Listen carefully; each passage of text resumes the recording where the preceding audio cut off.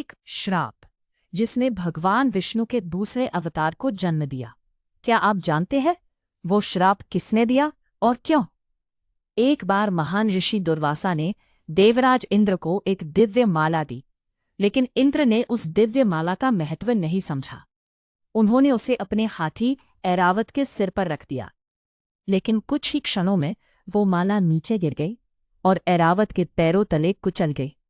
यह देखकर दुर्वासा ऋषि क्रोधित हो गए और उन्होंने श्राप दिया, तुम्हारा यह अहंकार तुम्हारी सारी शक्ति छीन लेगा।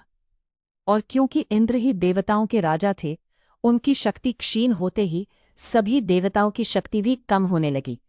उनका तेज और प्रभाव धीरे धीरे कम होने लगा और इसका लाभ उठाकर असुर शक्तिशाली होने लगे, जिससे सृष्टि का संतुलन बिगड़ गया।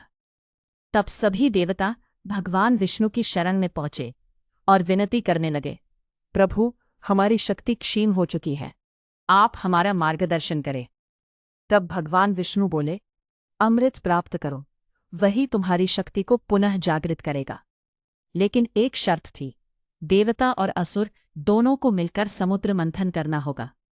और फिर शुरू हुआ महासमुद्र मंथन। मंदराचल पर्वत को मथनी बनाया गया और वासुकी नाग को रस्सी।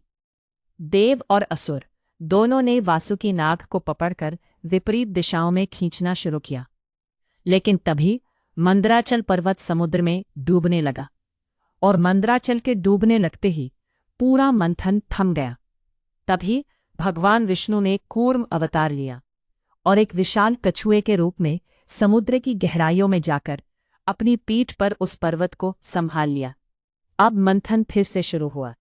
सबसे पहले भयानक विष निकला, जिसे भगवान शिव ने पिया।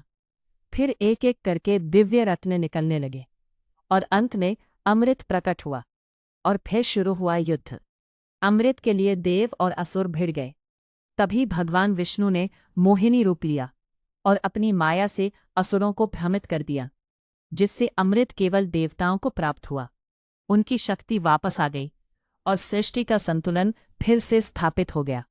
कूर्म अवतार हमें सिखाता है, जब सब कुछ डगमगाने लगे तो भगवान स्वयं आधार बनकर संतुलन बनाए रखते हैं।